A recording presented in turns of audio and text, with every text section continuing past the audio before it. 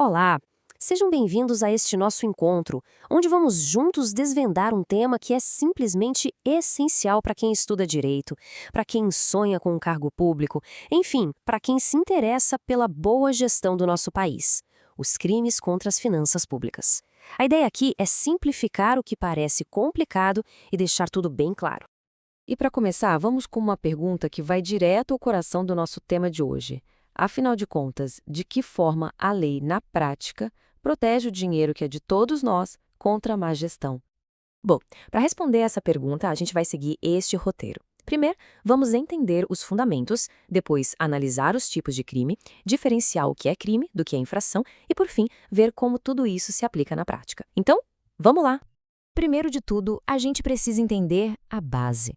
Por que existem leis tão específicas, tão focadas em punir a má gestão do dinheiro no setor público? Qual é o porquê por trás de tudo isso? A resposta está bem aqui. Esses crimes, que surgiram com uma lei lá do ano 2000, foram criados basicamente para dar dentes à famosa Lei de Responsabilidade Fiscal. O objetivo era muito claro: fazer com que os princípios de gestão responsável saíssem do papel e tivessem consequências reais. E é super importante a gente entender que não estamos falando só de números e orçamentos. No fundo, o que essas leis protegem são valores essenciais, como a moralidade e a responsabilidade de quem administra o que é público. A vítima imediata, no fim das contas, é sempre a própria administração pública, ou seja, a sociedade como um todo. Agora, atenção para um conceito técnico que, olha, despenca em prova e é fundamental para entender o assunto: os chamados crimes próprios. Mas o que isso quer dizer, afinal? Parece complicado, mas é mais simples do que se imagina. Crime próprio nada mais é do que um crime que exige uma qualidade especial do autor. Nesse nosso caso aqui, o autor precisa ser um agente público com poder de decisão financeira. Ou seja, um cidadão comum não pode cometer este tipo de crime. Ok, com essa base bem estabelecida, agora sim a gente pode mergulhar nos detalhes da lei e analisar alguns dos crimes mais importantes que estão lá no nosso Código Penal. Vamos começar com um exemplo bem clássico: um gestor público que ordena, autoriza ou realiza uma operação de crédito, tipo um empréstimo, sem ter a aprovação do Poder Legislativo antes. Pois é, isso é crime. E olha só que detalhe importantíssimo aqui. Reparem que a lei usa 3 verbos: ordenar, autorizar ou realizar. Isso é crucial, porque para as ações de ordenar e autorizar, basta a canetada, a assinatura no papel e o crime já aconteceu. Já para o realizar, é preciso que a operação aconteça de fato. Essa distinção é fundamental. O próximo crime é muito interessante, porque ele foi criado para evitar aquela prática que a gente infelizmente ouve muito por aí: o gestor que está de saída deixa uma verdadeira bomba fiscal para o sucessor, criando dívidas no apagar das luzes do mandato, sem ter dinheiro em caixa para pagar. E aqui, percebam que um padrão começa a se repetir. Este também é um crime chamado formal. O simples ato de ordenar ou autorizar aquela despesa já é o suficiente para configurar o crime. Não precisa nem que a dívida seja efetivamente contraída. A lei que apunia a irresponsabilidade no ato da decisão.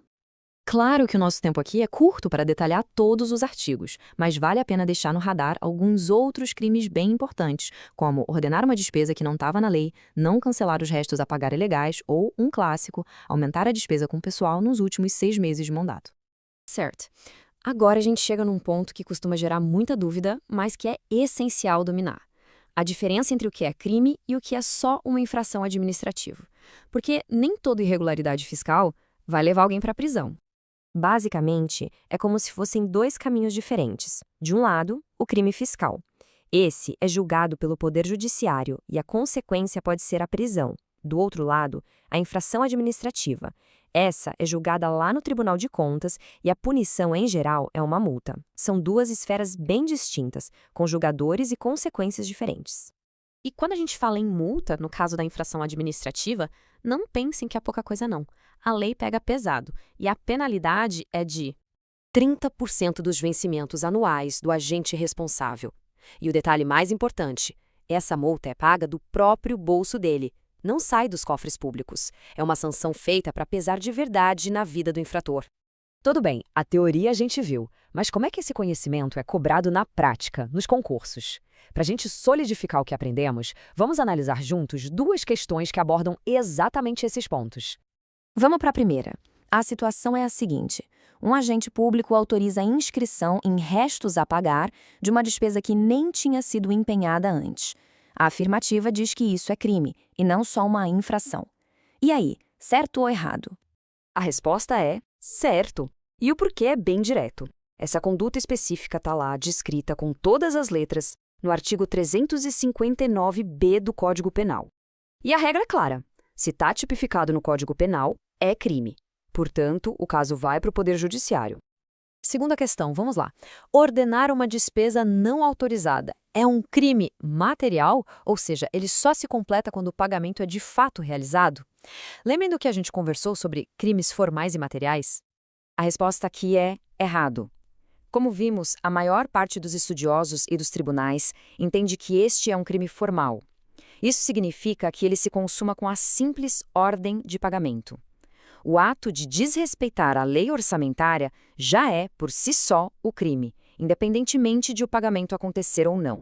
E tudo isso nos leva a uma reflexão final. Será que apenas o direito penal, com a ameaça de prisão, é suficiente para garantir a boa gestão das finanças públicas? O que vimos hoje mostra que o arcabouço legal é uma ferramenta poderosa, mas a governança eficaz envolve muito mais: ética, controle social, participação e uma cultura de responsabilidade. Agradeço a companhia nessa análise. Até a próxima!